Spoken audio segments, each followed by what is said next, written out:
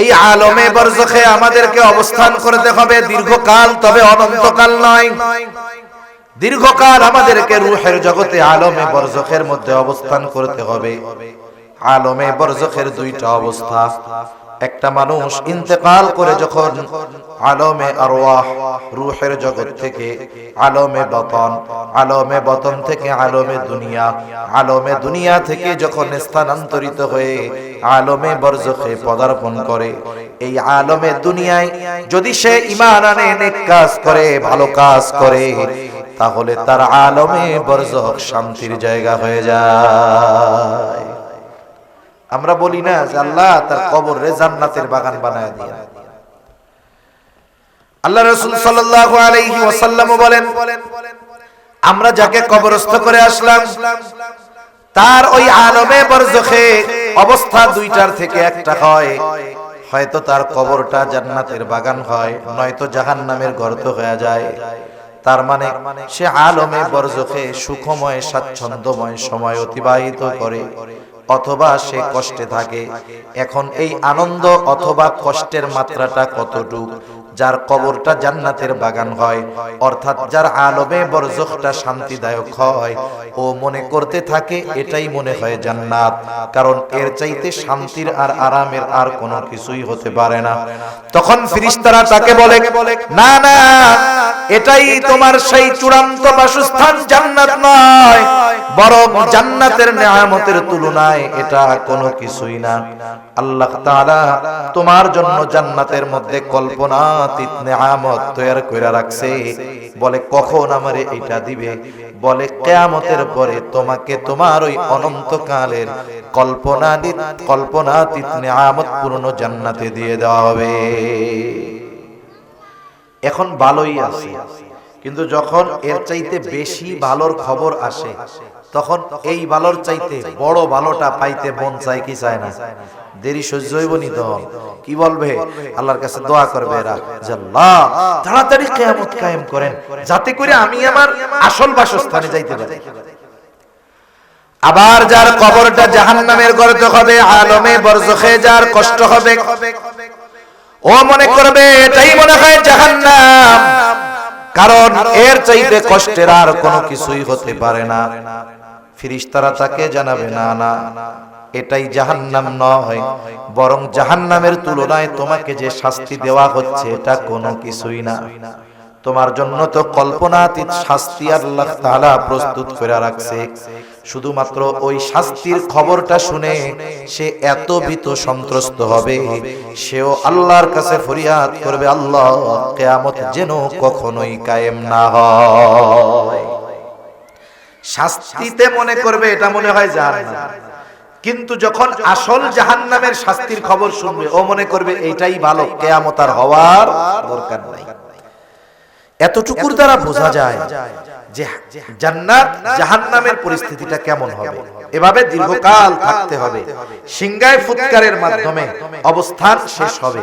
আল্লাহ তাআলা বলেন, ওয়ানুফিখা ফিস সূরি ফাসাইকা মান ফিস সামাওয়াতি ওয়া মান ফিল আরদ ইল্লা মান শাআল্লাহ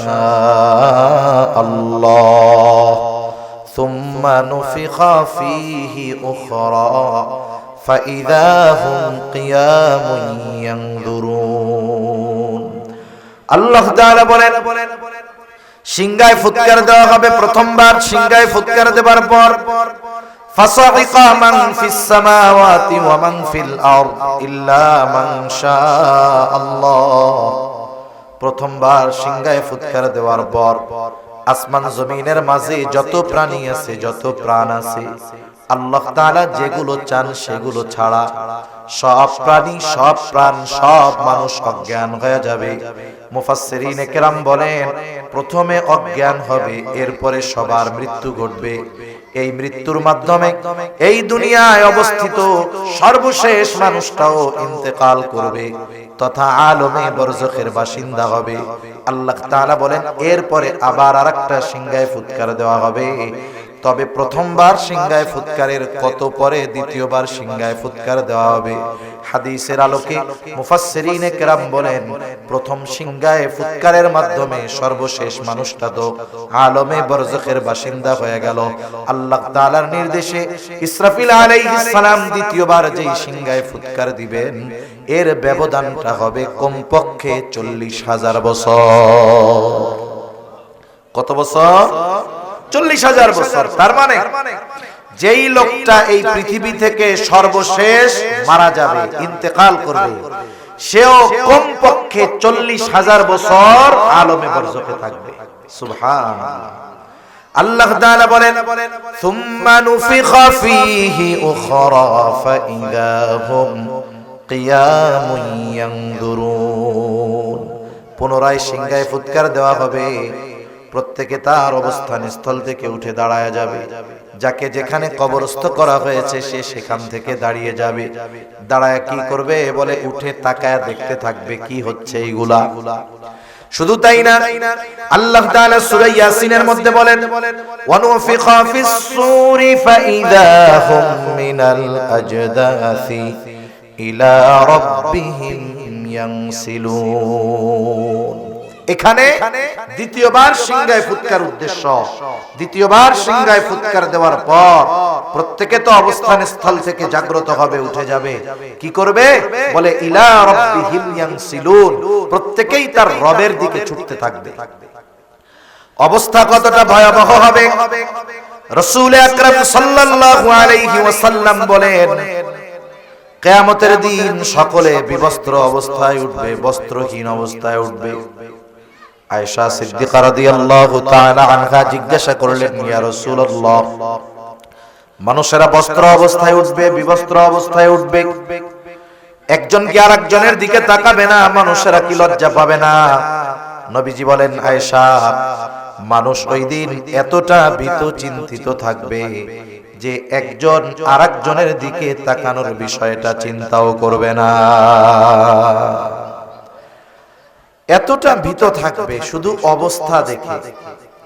এতটা ভীত তারা হাসরের ময়দানে ওঠার পরে হবে যে যার কবরে আযাব ছিল তথা আলমে বরজখে যে মনে করতেছিল ওইটা জাহান্নাম, সে এই অবস্থা দেখে তার আগের কষ্টের অবস্থা সে মুহূর্তের মধ্যে ভুলে যাবে। কি বলবে? قالوا يا ويلنا من بعثنا من مرقدنا। তারা বলবে, হায় দুর্ভোগ, কে আমাদেরকে আমাদের অবস্থান স্থল থেকে জাগায়া দিল? মান বাআসানা, কে জাগায়া দিল? বলে জাগায়া দেয় কাকে? বলে যে ঘুমায়া থাকে তাকে। তার মানে ওরা মনে করবে আলমে বরজখ তথা কবর জগতে ওরা মনে হয় ঘুমায়া কাটাইছে।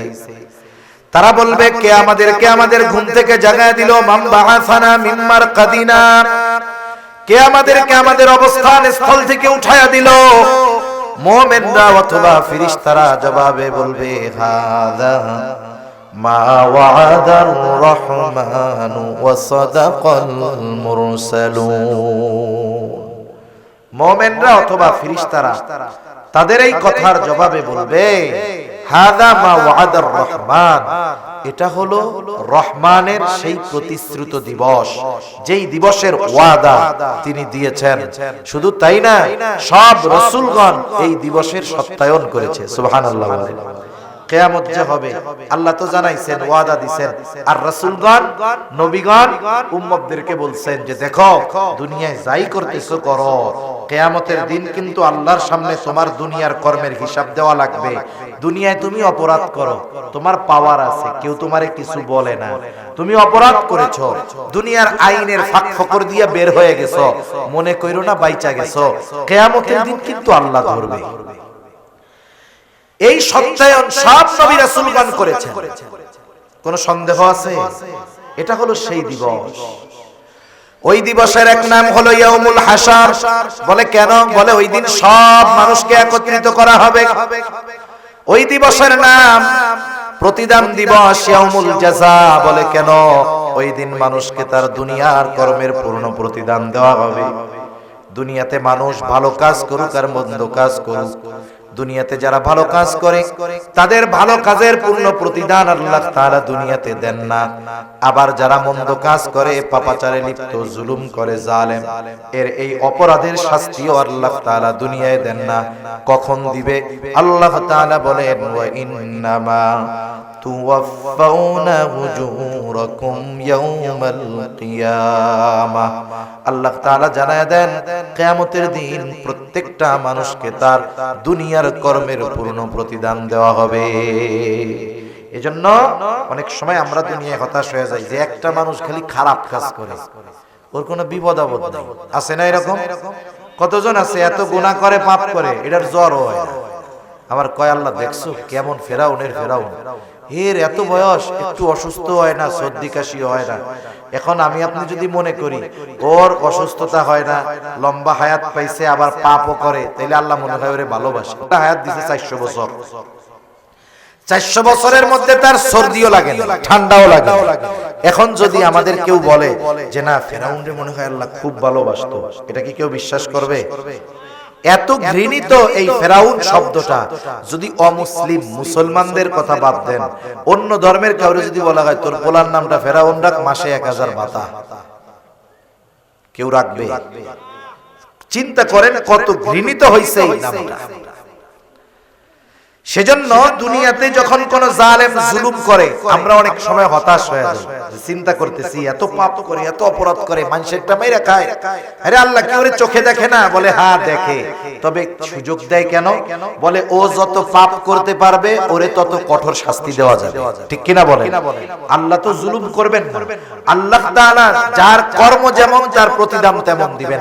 ওর কর্ম যত খারাপ হবে ওর শাস্তি তত কঠোর হবে, ঠিক কিনা বলে? যেমন একজন যদি বিল্ডিং এর একতলা থেকে পড়ে মাটির উপরে, ওর আশা করা যায় কিচ্ছু হবে না, কিন্তু 10 তলা থেকে যদি পড়ে কোন তো কি হবে? শেষ হয়ে যাবে না? ওরে খুঁজে পাওয়া যাবে না। তাহলে সুযোগ দিলেই, উপরে উঠতে দিলেই যে আল্লাহ তাআলা ভালোবাসে তা না। অনেক সময় আল্লাহ তাআলা শাস্তি বেশি দেওয়ার জন্য জালেমকে অপরাধ করার বেশি সুযোগ দেয়। আবার অনেক সময় আমরা ভালো কাজ করি, যারা ভালো কাজ করে চিন্তা করে এত ভালো কাজ করি, আল্লাহ তাআলা কোনো প্রতিদান দেয় না। আরে আল্লাহ দুনিয়ায় একটু কম দেয় কেন? বলে আখিরাতে বেশি দেওয়ার জন্য। সুবহানাল্লাহ বলেন। এখন মানুষের অবস্থা কি হবে জানেননি? কিয়ামতের ময়দানে তো ও দেখবে যে আমি এই ভালো কাজের জন্য এই প্রতিদান পাইছি, দুনিয়ায় একটু দেওয়া হয়েছে, দুনিয়ায় না দিলে আরো বেশি দেওয়া হইতো। তখন আল্লাহর কাছে বলবে, আল্লাহ দুনিয়ায় এই ভালো কাজের প্রতিদান যা দিছিলেন ওইটা না দিয়ে সব আখিরাতে দিলেই ভালো হইতো। কিন্তু দুনিয়ায় ঠিকই আফসোস করতেছি যে আমরা ভালো কাজ করি, গুনার থেকে বাঁচি, হারাম থেকে বাঁচি, অথচ আমার কষ্ট যায় না রে, আমার দুঃখ যায় না রে। এই যে আফসোস করি, এটা আফসোস করার কোনো কিছু নাই।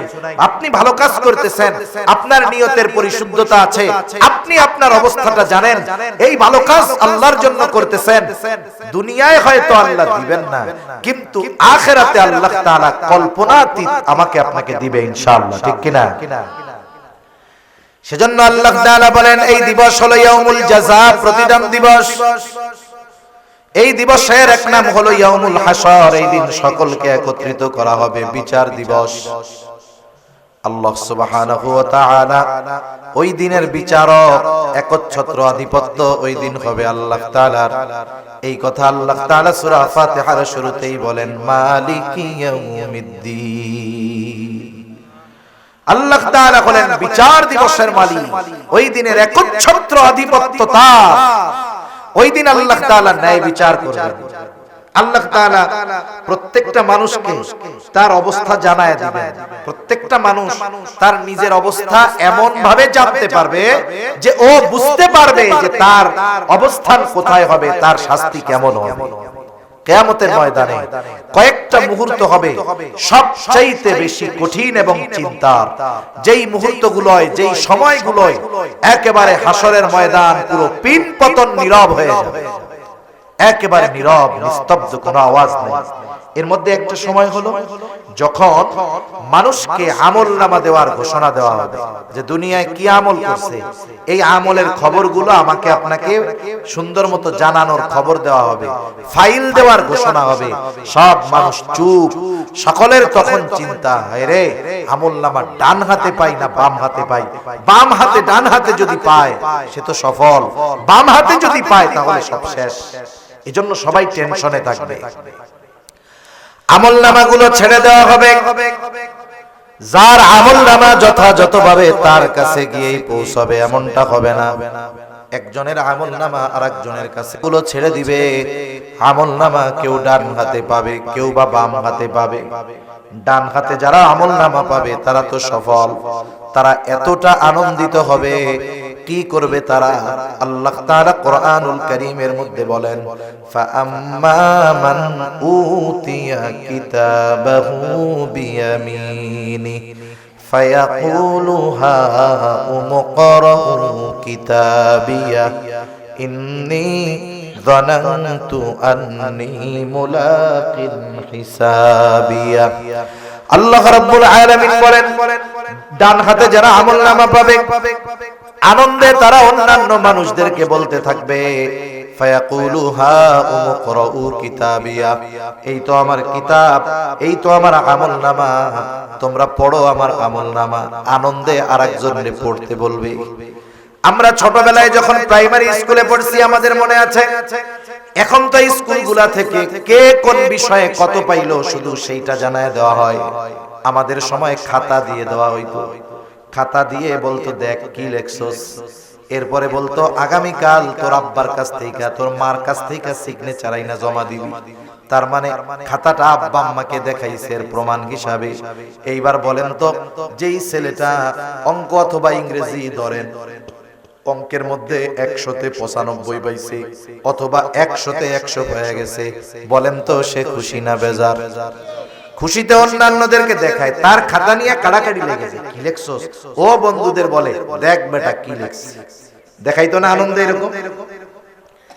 ডান হাতে যারা আমলনামা পাবে তারা এরকম আনন্দে দেখাবে, সাথে সাথে ডান হাতে আমলনামা পাওয়ার কারণ হিসাবে বলবে, ইন্নী যানানতু আন্নী মুলাকিন হিসাবিয়া, যে আমি এই ব্যাপারে দৃঢ় ধারণা রাখতাম, দৃঢ় বিশ্বাস রাখতাম, এই ব্যাপারে আমার ঈমান ছিল, বিশ্বাস ছিল যে আমাকে আমার দুনিয়ার কর্মের হিসাবের মুখোমুখি আল্লাহর সামনে হওয়া লাগবে।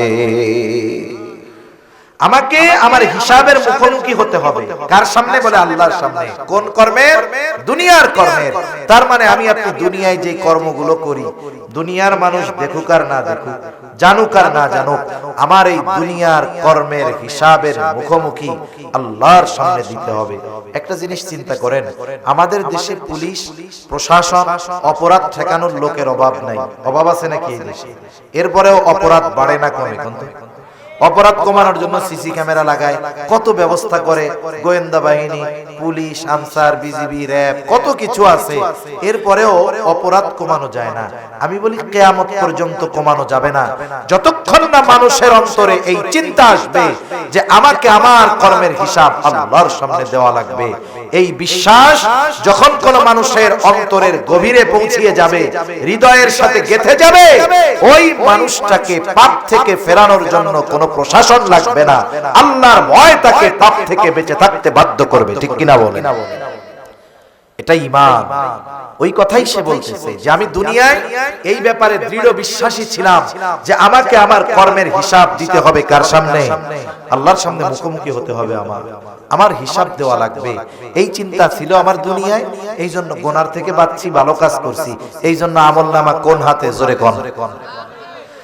আবার যখন স্কুলের মধ্যে একই দিন খাতা দেওয়া হয়, এক বন্ধু অঙ্কে পাইছে 100, আরেকজন পাইছে 2টা ঘোড়ার ডিম, মানে সে ফেল। অঙ্কে ফেল যাওয়া সহজ, কারণ প্লাস মাইনাস ভুল গেলেই অঙ্ক ভুল। ঠিক কিনা কোন? অনেকে একেবারে 2টা শূন্য পাইতো। এখন বলেন তো, ওই খাতা যখন তার হাতে আসতো, দেখতো তার পাশের বন্ধু পাইছে 100তে 100 আর ও পাইছে 100তে 2টা ঘোড়ার ডিম, ও কি খুশি হইয়া অন্যদের দেখাইতো নাকি যে দেখ কি লেখছি, তোরা তো বেটা 100 পাইছস, আমি 2টা ঘোড়ার ডিম পাইছি? দেখাইতো? লজ্জায় মাথা নিচের দিকে দিয়া কি হইতো, আল্লাহ রে, গতকাল যদি হুজুরের স্যারের বাড়ি আগুন ধরে পুড়ে যাইতো রে, তাহলে খাতাও তো পুড়ে যাইতো। এই লজ্জা আর পাইতাম না, কি যে হইল। এই বাম হাতে যারা আমলনামা পাবে তারা আফসোস করবে সেই দিন। কি বলবে? আল্লাহ তাআলা বলেন ওয়া আম্মা মান উতিয়া কিতাবাহু বিশিমালি ফায়াকুলু ইয়া লাইতানি লাম উতা কিতাবিয়া ওয়া লাম আদরি মা হিসাবিয়া ইয়া লাইতাহা কানাতিল কাদিয়া মা আগনা আন্নি মালিয়া। আফসোস করবে আর বলবে লাম উতা কিতাবিয়া, হায়রে আমি যদি এই কিতাব না পাইতাম কতই না ভালো হইতো। ওয়ালাম আদরি মা হিসাবিয়া, আমি যদি আমার এই হিসাবটা না জানতাম কতই না ভালো হইতো। ইয়া লাইতাহা কানাতিল কাদিয়া, আফসোস করবে আর বলবে আরে ওই যে দুনিয়ার থেকে প্রথম যেই মৃত্যুটা আমার হয়েছিল ওটাই যদি আমার জন্য চূড়ান্ত হইতো কতই না ভালো হইতো। মা আগনা আন্নি মালিয়া, হায়রে দুনিয়া এত সম্পদ ছিল, এত ক্ষমতা ছিল, এত পাওয়ার ছিল, কোনো কিছু আজকে আমার কাজে আসলো না। এজন্য যারা দুনিয়া একটু পাওয়ার পেয়ে অপরাধে লিপ্ত হয় কিয়ামতের দিন আফসোস করবে এই ক্ষমতার জন্য, এই পাওয়ারের জন্য। মানুষ দুনিয়ায় পাওয়ারের জন্য, ক্ষমতার জন্য সব করে, মানুষ মেরে ফেলে পাওয়ারের জন্য। যেই পাওয়ার ক্ষমতার জন্য ক্ষমতা পেয়ে মানুষ অন্যায় করে, অপরাধ করে, জুলুম করে, ওই মানুষগুলো এই ক্ষমতার জন্য পরকালে আফসোস করবে কোনো কাজে আসলো না। সম্পদ কাজে আসলো না, আমার মাল কাজে আসলো না, আমার ক্ষমতা, আমার রাজত্ব আমারে শেষ করে দিল। আমি যদি এগুলোর পিছনে না দৌড়াইতাম তাইলে আজকে আমার এই পরিণতি হইতো না। ঠিক কিনা বলেন? এজন্য দুনিয়াতে আল্লাহ তাআলা যাদেরকে ক্ষমতা দিয়েছে তাদের উচিত এই ক্ষমতাকে ভালো কাজে ব্যয় করা। কিন্তু আফসোসের ব্যাপার হইল যেই ক্ষমতা পায় এর অবস্থা অন্যরকম। ও তার নিচে যারা আছে তাদের উপরে জুলুম করবে কেমনে এই চিন্তা করে। ঠিক কিনা কর? এজন্য আফসোস করার আগে এগুলো কাজে লাগাইতে হবে। এখন ডান হাতে যে আমলনামা পাইল সে জান্নাত, বাম হাতে যে আমলনামা পাবে তাকে সামনাসামনি দেওয়া হবে না, একেবারে হাতটাকে বুক চিরে পেছন দিকে নিয়ে বাম হাতে আমলনামা দেওয়া হবে। আমলনামা বাম হাতে পাইয়াই সে আফসোস করতে থাকবে। যখন সবার হাতে সবার আমলনামা পৌঁছায় গেছে আল্লাহ তাআলা ঘোষণা করবেন ইকরা কিতাবাক কাফা বিনাফসিকাল ইয়াউমা আলাইকা হাসিবা। আল্লাহ তাআলা বলবেন তুমি পড়ো তোমার কিতাব, তুমি পড়ো তোমার আমলনামা, তোমার হিসাবের জন্য তুমি নিজেই যথেষ্ট। সুবহানাল্লাহ। হায়রে পৃথিবীতে হাজারো ভাষা আছে, কেউ যদি কিয়ামতের দিন আমলনামা দেয়, আমলনামা যেই ভাষাই লেখা হোক তাকে আমলনামা পড়বার যোগ্যতা দিবেন কে? আরো জোরে বলেন কে? আরে প্রযুক্তির কারণে এগুলো বোঝা সহজ, প্রযুক্তির কারণে বোঝা সহজ। দেখেন এখনের প্রযুক্তি কি জানেননি? আপনারে চায়না থেকে একজন ফোন দিছে, চায়না যে ভাষা, এই ভাষা এটা বলা তো বহুদূর, ওইটার শব্দ বাক্য তো বহুদূর, ওর অক্ষরই তো আমরা চিনি না। ঠিক কিনা বলে? এখন চায়না একজন ফোন দিয়ে আপনারে চেঁচু করতেছে, কি করতেছে? তাদের ভাষা বলতেছে, আপনি কিছু বুঝেন না। এখন কি মোবাইলে প্রযুক্তি, আপনি দিবেন যে এটাকে বাংলায় কনভার্ট করে দেন, মানে ও চায়নায় যে কথাটা বলতেছে ও ফোনে বলবে, আর সাথে সাথে আপনার ফোনের স্ক্রিনে ওর কথাগুলো বাংলায় উঠে যায়। ও আপনারা মনে করেন ওর ভাষায় বলতেছে চেঁচু চুচু, মানে আপনি কেমন আছেন, এটা তো আর আমরা বুঝি না। এখন আমার মোবাইলের উপরে উঠা যাবে যে আপনি কেমন আছেন, আপনি বুঝতে পারলেন না যে ও আমার এই কথা কইতেছে। এখন আপনি জবাব দিবেন হ্যাঁ আমি ভালো আছি, আর ও চায় না ওর ভাষায় শুনবে চেঁচু চেঁচু, মানে হ্যাঁ আমিও ভালো আছি। তার মানে চিন্তা করছেন এই দুনিয়ায় একটা মানুষ সে যেই ভাষার হোক না কেন, ওই ভাষার মানুষের সাথে আপনি যদি কোনো কমিউনিকেশন করতে চান, তার কথা যদি বুঝতে চান, আল্লাহ তাআলা মানুষের মাথায় বুদ্ধি দিয়ে দিয়েছে, ওই ভাষা তোমার শেখা লাগবে না, প্রযুক্তি ব্যবহার করে ওই লোকটার কথাও বুঝবা, কথা বলতেও পারবে। সুবহানাল্লাহ বলেন। মানুষের এই বুদ্ধি দিছে কে? ওই আল্লাহর কি এই ক্ষমতা নাই যে আমরা যতই অশিক্ষিত হই আর মূর্খ হই আমলনামার ভাষা পড়ার যোগ্যতা দিবে? এই ক্ষমতা কি আল্লাহর আছে? নিঃসন্দেহে আছে, এটা আল্লাহর জন্য সাধারণ ব্যাপার। এবার সবাই আমলনামা পড়বে, যারা বাম হাতে আমলনামা পাবে তারাও তো পড়বে। কি বলবে? বলবে মালি হাদার রাসূল, তারা পড়বে মালি হাদাল কিতাব লা ইউগাদিরু সগীরাতাও ওয়ালা কাবীরাতান ইল্লা আহসাহা।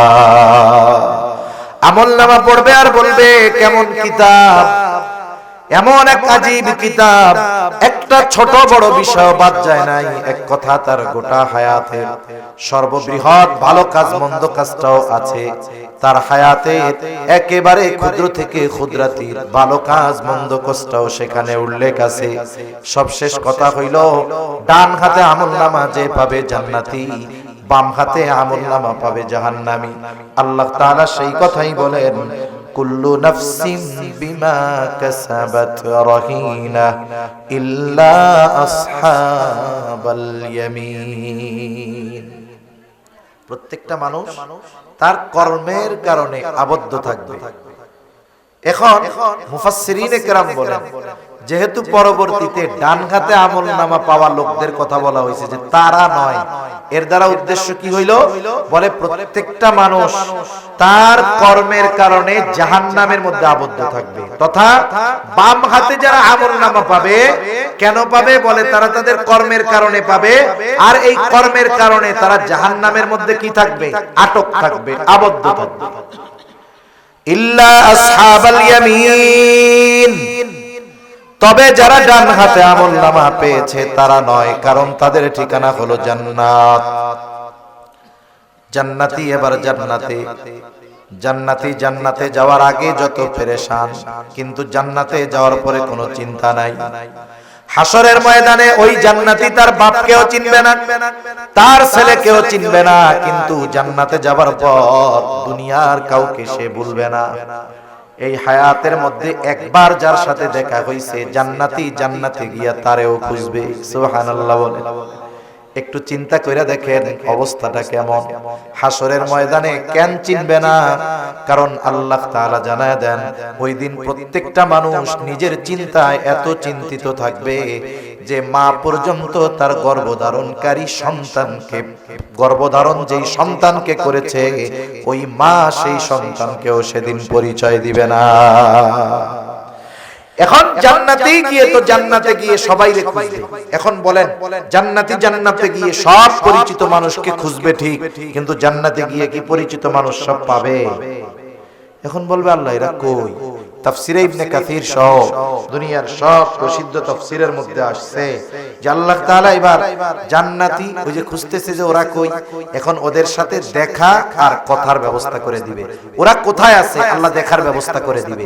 এখন তো প্রযুক্তির কারণে বুঝি যেখানেই বসে থাকি, আমেরিকা থাকলেও সব লাইভ দেখা যায়, ঠিক কিনা?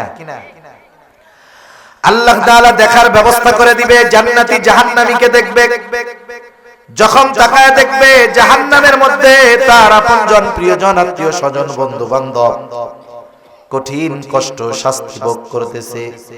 এই দৃশ্যটা দেখবার পর জান্নাতি আল্লাহর দরবারে কৃতজ্ঞতার মাত্রা বাড়ায়া দিবে। শুধু তাই না, আল্লাহ তাআলার কাছে বলবে, আল্লাহ আপনি যদি আমার প্রতি দয়া না করতেন, আপনি যদি আমার প্রতি মেহেরবানি না করতেন, হয়তো আজকে আমাকেও ওদের সাথে জাহান্নামে থাকা লাগতো। আবার জাহান্নামী জান্নাতীকে দেখতে পাবে, দেখবে আপনজন, প্রিয়জন, বন্ধু বান্ধব একই স্কুলে পড়তো, একই মাঠে খেলাধুলা করতো, একই বাজারে ব্যবসা করতো। তার বন্ধু সে জান্নাতি আর সে জাহান্নামী। আফসোস করবে, আফসোস আফসোস করে বলবে, আহারে আমি যদি সব সময় দুনিয়ায় ওদের সাথেই চলতাম, তাইলে হয়তো আজকে আমিও ওদের সাথে জান্নাতে থাকতে পারতাম। এমনিই তো কঠিন শাস্তি, এই আফসোসের কারণে শাস্তির মাত্রা আরো তার বেশি অনুভব হবে, কষ্টটা তার বেশি অনুভব হবে। শুধু তাই না, অনেক সময় একটা জিনিস দেখার পরে আমাদের জানার আগ্রহ থাকে, ঠিক কিনা বলেন? এখন জান্নাতীদের মনে প্রশ্ন, জানতে চায় যে কোন কারণে এরা জাহান্নামী হইল। আল্লাহ তাআলা সেই কথাই বলেন, জান্নাতীরা পরস্পর পরস্পরকে জিজ্ঞাসা করবে, তারা পরস্পর মুজরিমদের কাছে জানতে চাইবে, ফি জান্নাতিন ইয়াতাসাআলুনা আনিল মুজরিমিন। জান্নাতীরা পরস্পর মুজরিমদের, পাপীদের তথা জাহান্নামীদের জিজ্ঞাসা করবে, মা সালাকাকুম ফি সাকার, কোন কারণে তোমরা সাকারের অধিবাসী হইলা, কোন কারণে জাহান্নামী হইলা? তোমরা তো আমাদের পরিচিত জন ছিলা, এখন কেন জাহান্নামী হইলা? এইবার জাহান্নামীরা জাহান্নামে যাওয়ার কারণ হিসাবে এক নম্বরে বলবে ক্বালু লাম নাকু মিনাল মুসাল্লিন, আমরা মুসল্লি ছিলাম না। কি ছিলাম না? জোরে বলেন। মুসল্লি ছিলাম না, আমরা তো সিজনাল মুসল্লি, সাপ্তাহিক মুসল্লি, আর হলো রোজার মাসে একটু মুসল্লি হই, বাকি সময় আমাদের সব একরকম যেই সেই। ঠিক কিনা বলেন? আসলে মুসল্লিকে বলে হাজারো ব্যস্ততার মধ্যে 5 ওয়াক্ত নামাজ ছাড়ে না যে। ঠিক কিনা বলেন? অনেকে নামাজ পড়ে না, কাজকর্মের দোহাই দিয়ে নামাজ পড়ে না। ব্যবসায়ী নামাজ পড়ার টাইম পায় না, রমজান উপলক্ষে এমন ব্যবসা যে নামাজ পড়ারই টাইম পাইতেছে না। ব্যবসা করে রমজান উপলক্ষে, নামাজ পড়ার টাইম পায় না। সিএনজি চালায়, এত ব্যস্ততা, যাত্রীর চাপ, নামাজ পড়তে পারতেছি না। কৃষি কাজ করে, বলে জমিনে এত কাজ, নামাজ পড়ার টাইম পাই না। এখন বলেন তো, এই যে দোকানদার দোকানদারি করে, সিএনজি ওয়ালা সিএনজি চালায়, কৃষক কৃষি কাজ করে, কেন করে? শখের ঠেলায় করে না, পেট বাঁচানোর লেগে করে। ঠিক কিনা বলে? জীবন উপকরণের জন্য করে। এখন জীবন উপকরণ এটা বাংলা শব্দ, আরবি শব্দ রিজক। তাহলে মূল কথা আসে, মানুষ রিজক অন্বেষণে, রিজক উপার্জনের জন্য নামাজ পড়ার টাইম পায় না। কথাটা এরকম হইছে না? ব্যবসায়ী ব্যবসা করে কেন? বলে রিজিকের লাইগা। নামাজ পড়ে না কেন? ব্যবসার ব্যস্ততায়। তাহলে বোঝা গেল ব্যবসা বা উপার্জনের ব্যস্ততায় নামাজ পড়তে পারে না, রিজিক উপার্জন করতে গিয়ে নামাজ পড়তে পারে না। একটু বুঝা থাকলে জবাব দেন তো, জবান খুলে। রিজিকের মালিক কে? আরো জোরে বলেন, কে? আল্লাহ। মানুষ ওই রিজিকের মালিকের ফর্মুলা বাদ দিয়া যদি রিজিক তালাশ করে, হয়তো পরিশ্রমের কারণে কিছু পাবে, তবে ওর মধ্যে কোনো বরকত থাকবে না। কেউ যদি বরকতময় প্রশস্ত রিজিক চায়, আমরা আল্লাহর কাছে মাঝে মধ্যে দোয়া করি এরকম, আল্লাহুম্মা রযুকনা রিজকান ওয়াসিআ, আয় আল্লাহ আপনি আমাদেরকে প্রশস্ত রিজিক দেন, বরকতময় রিজিক দেন। কেউ যদি প্রশস্ত বরকতময় রিজিক চায়, তাহলে রাজ্জাকের ফর্মুলা অনুসরণ করতে হবে। রাজ্জাক রিজিক পাওয়ার পদ্ধতিগুলো জানায়া দিতে গিয়ে অন্যতম একটা পদ্ধতির কথা আল্লাহ তাআলা বলেন। কি কাজ করলে রিজিক পাওয়া যায়? আল্লাহ তাআলা বলেন, তুমি মুসল্লি হও, তোমার ঘরের মানুষগুলারে মুসল্লি বানায় ফেলো। তুমি নামাজি হও, ঘরের মানুষগুলারে নামাজি বানাও। আল্লাহ তাআলা বলেন, ওয়া'মুর আহলাকা বিস-সালাতি ওয়াসতাবির আলাইহা লা নাসআলুকা রিজকা। আল্লাহ তাআলা বলেন, তুমি তোমার অধীনস্থদেরকে নামাজের আদেশ দাও, তুমিও নামাজের উপরে অটল থাকো। তুমি নামাজি, ঘরের মানুষ নামাজি, কি হবে রে বান্দা? আল্লাহ তাআলা বলেন, আমি তোমার কাছে রিজিক চাই না, লা নাসআলুকা রিজকা, আমি আল্লাহ তো তোমার কাছে রিজিক চাই না। তুমি নামাজি হয়ে যাও, ঘরের মানুষ যদি নামাজি হয়ে যায়, আল্লাহ তাআলার ওয়াদা, আল্লাহ তাআলা বলেন, নাহনু নারযুকুকা, এই নামাজি হওয়ার কারণে আমি আল্লাহ তোমাদের রিজিক দিয়া দিব।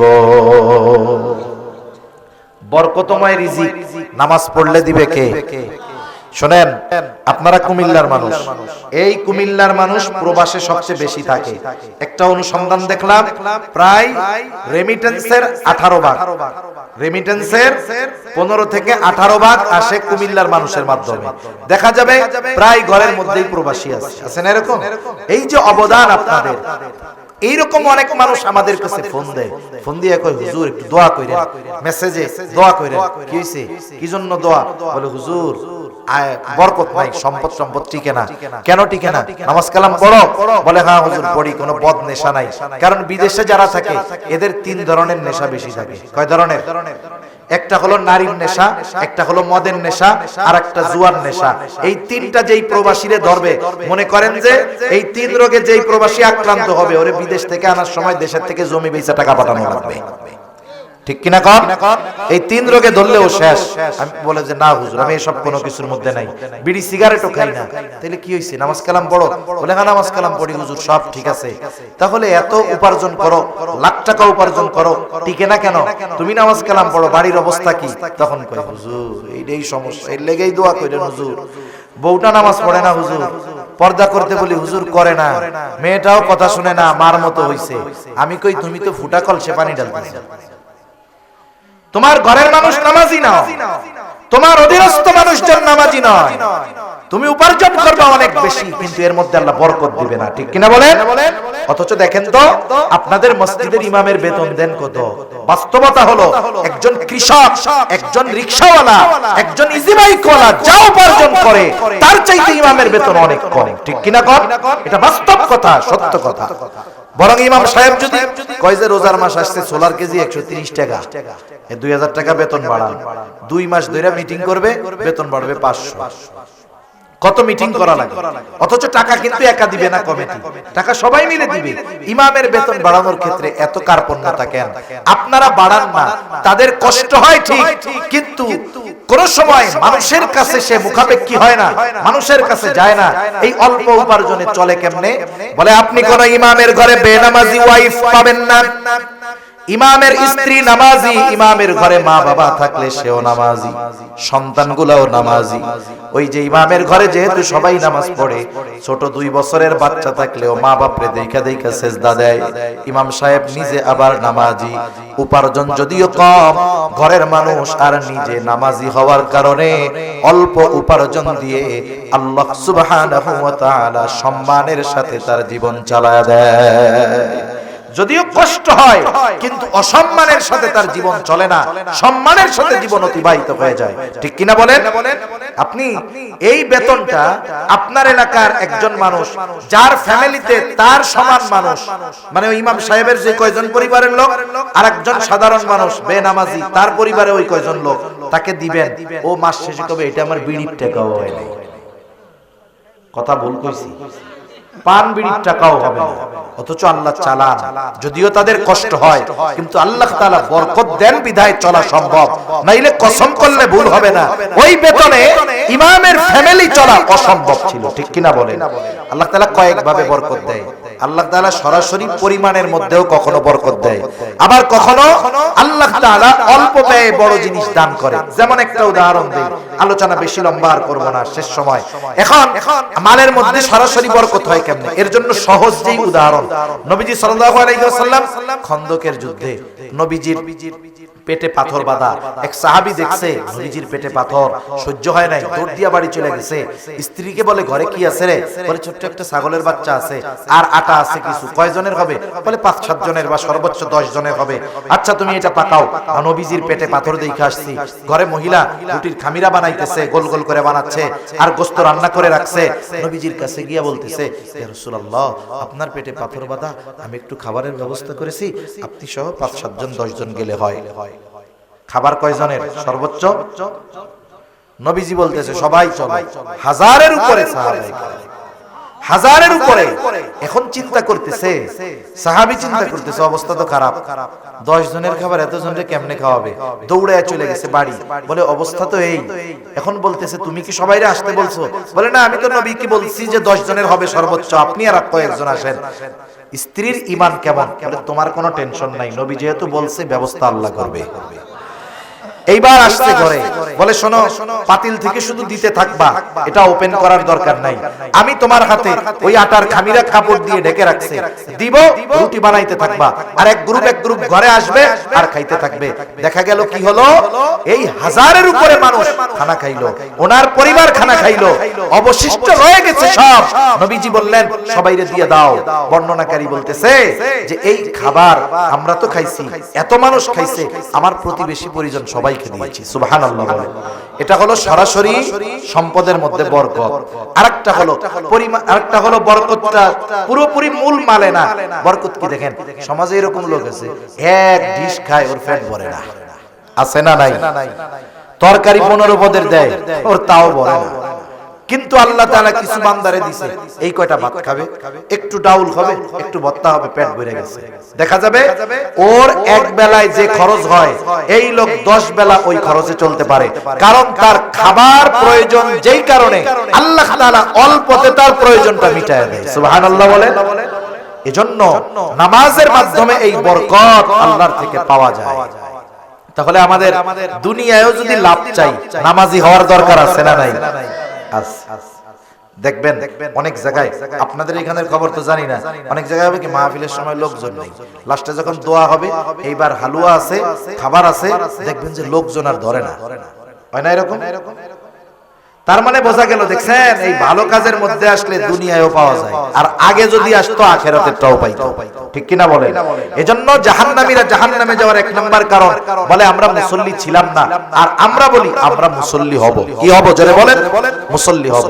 দুই নাম্বার কারণ ওরা বলে ওয়ালাম নাকুনু তুইমুল মিসকিন, আমরা মিসকিনদেরকে খানা দিতাম না, আর আমরা মিসকিনদের খানা খাওয়াবো। খানা খাওয়ানো ফজিলতের কাজ। বিশেষ করে এই যে রমজান মাস আসতেছে, অনেক সময় দেখা যাবে আপনার ছেলেটা বিদেশে আছে, আপনি টাকা পয়সার মালিক, কিন্তু পাশের বাড়ির লোকটা গরিব, কৃষি কাজ করে, অন্যের জমিতে খাটে। বলেন তো জমিতে খাইটা ওই লোকটার যদি সারাদিন রোজা রাখতে হয়, কষ্ট বেশি না কম? আপনি 5, 7, 8 প্রকারের জিনিস দিয়ে ইফতার করেন, 5, 6 প্রকারের খাবার দিয়ে সাহরি করেন। বলেন তো শুধু এক প্রকারের তরকারি দিয়ে সাহরি খাইলে সাহরি মনে হয় হবে না? আপনি একটু নিজের আইটেম কমায় দেন, খরচটা কমায় দেন। ওই প্রতিবেশী লোকটা চিন্তিত যে পরিশ্রম করে কেমনে রোজা রাখবো, আর যদি পরিশ্রম না করি তাহলে কি খায়া রোজা রাখবো? আপনি তাকে বলেন ভাই রোজার মাস, এই কয়দিন তোমরা দুইজন স্বামী স্ত্রী আমার বাড়ির মেহমান, আরে খাওয়ান, কিচ্ছু বলা লাগবে না। ওই লোকটা নিঃসন্দেহে সর্বদা আপনার জন্য দোয়া করবে, সাথে সাথে সে রোজা রাখবে, আপনার বাড়িতে সাহরি করবে, ইফতার করবে। এই যে করাইলেন, আপনি আমি রোজা রাখলাম, কবুল হবে কি হবে না আল্লাহ জানে, কিন্তু যাকে ইফতার করাইলেন, সাহরি খাওয়াইলেন, ওই রোজার দ্বারার যে সওয়াব পাবে, ওই রোজাদারের সমপরিমাণ সওয়াব আল্লাহ আমাকে আপনাকে দিয়ে দিবে। এজন্য আমরা আমাদের প্রতিবেশীর দিকে একটু নজর রাখবো, বিশেষ করে রোজার মাসে রাখবো তো ইনশাআল্লাহ। আপনার কারণে যদি একজনের ইবাদতটা সহজ হয়, আসান হয়, প্রতিদান পাবো না এটা হতেই পারে না। 3 নাম্বার ওয়া কুননা নাখুদু মাল খাইদিন, অনর্থক অহেতুক মজলিসে যারা লিপ্ত থাকতো, আমরাও তাদের সাথে গিয়া বসতাম। চায়ের দোকানগুলো হলো অনর্থক মজলিসের এক আখড়া। ঠিক কিনা বলেন? এজন্য এই সব মজলিস থেকে বাঁচতে হবে। 2 ধরনের মজলিস ছাড়া বাকি সব মজলিস বিপদের। এক ধরনের বলে যেই মজলিসের মধ্যে দুনিয়াবি কল্যাণ আছে, দুনিয়ার উপকার আছে। 2 নাম্বার ওই মজলিস যেই মজলিসের মধ্যে আখিরাতের উপকার আছে। এই 2 ধরনের মজলিস ছাড়া যেখানেই বসবেন দেখবেন ওই মজলিস এক সময় কথায় কথায় কথায় গোনার দিক চলে গেছে। ঠিক কিনা বলেন? অনেক সময় রোজার দিনও আমরা দেখি আমাদের মা বোনরাও এগুলা করে বসে, 3-4 জন বসে, রান্না বান্না তো কিছু নাই রোজার মাসে, দুপুরে রান্না বান্না করা লাগে না, এখন ওই পাড়ার এই বাবা ওইটা বিয়াসে এক জায়গায় বসে, এবার গল্প করতে করতে আস্তে গীবত শুরু হয়ে যায়। অমুকের মাইয়া ভালো না রে, অমুক যে রোজা রাখে, কি রোজা যে রাখে, এরকম গল্প শুরু হয় কি হয় না? পুরুষের মধ্যেও হয়, নারীদের মধ্যেও হয়। এই যে আপনি রোজা করতেছেন, নবীজি বলেন কিছু লোকের রোজা হয় না খেয়ে থাকার নামান্তর, মানে না খাইয়াই শুধু থাকে, কিন্তু রোজার যেই ফজিলতের কথা আল্লাহ ঘোষণা করেছেন, এই ফজিলত থেকে এই ধরনের মানুষ বঞ্চিত হয়। এজন্য রোজা রেখে আমাদেরকে জবানের গুনাহ, চোখের গুনাহ, অন্তরের গুনাহ, সব গুনাহ থেকে বাঁচতে হবে, গুনার মজলিস থেকে বাঁচতে হবে। আমরা আমাদের ইমাম সাহেবদেরকে এরকম বলবো, হুজুর আপনি এই রোজার মাস আমাদের একটু কোরআন শিক্ষার ব্যবস্থা করেন, মাসলা মাসাইল শিক্ষার ব্যবস্থা করেন, সময়গুলো দ্বীনি কাজে ব্যয় করার চেষ্টা করব তো ইনশাআল্লাহ।